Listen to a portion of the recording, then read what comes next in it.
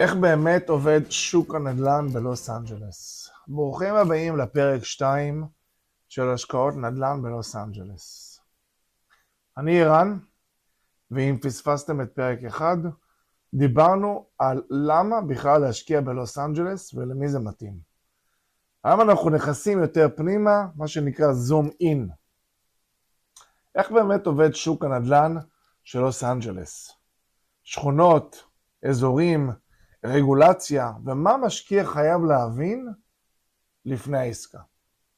חשוב להבין דבר אחד, לוס אנג'לס היא לא שוק אחד, אלא עשרות שווקים קטנים. יש הבדל עצום בין שכונה לשכונה, רחוב לרחוב, ואפילו בין שתי בתים זהים שהם נמצאים באותו בלוק. בריל אסטייט אומרים משפט מאוד חשוב שנקרא לוקיישן, לוקיישן, לוקיישן. יש אזורים של יוקרה, מעמד הביניים, שכונות מתפתחות, ואזורים עם סיכון גבוה. מי שלא מבין את זה, משלם על זה ביוקר. חלוקה לאזורי השקעה. בצורה כללית אפשר לחלק את לוס אנג'לס לשלוש סוגי אזורים.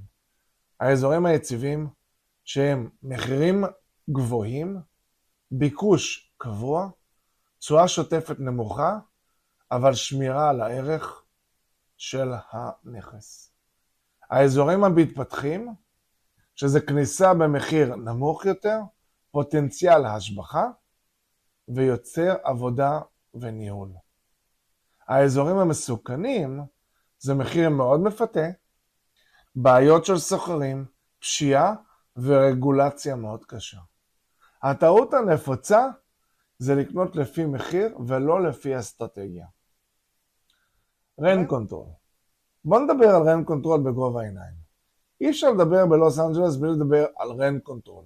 ובקצרה, יש נכסים עם פיקוח שכר דירה, שקשה לעלות שכירות, ופינוי הדיירים מורכב יותר. אבל לא כל נכס נמצא תחת רנט קונטרול. ופה המשקיעים נופלים.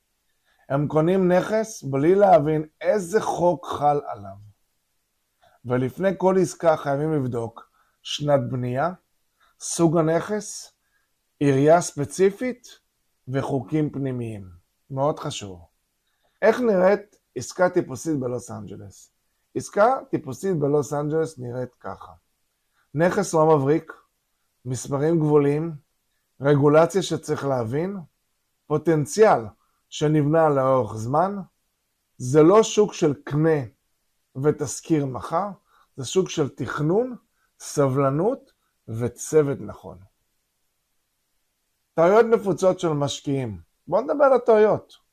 הטעויות שאני רואה שוב ושוב, קנייה מרחוק בלי צוות מקומי, אי בדיקת רנט קונטרול, הערכת חסר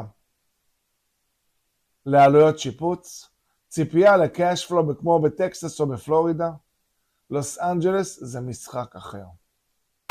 אם יש דבר אחד שחשוב לקחת מהפרק הזה, בלוס אנג'לס הידע מאוד חשוב והוא שווה המון כסף. מי שמבין את האזורים, את הרגולציה ותהליך שורד ומרוויח. מי שלא מבין, לומד בדרך הקשה. בפרק הבא אנחנו נדבר על סוגי השקעות בלוס אנג'לס, אם זה השכרה, אם זה פליפין, אם זה ADU, ומה מתאים למי.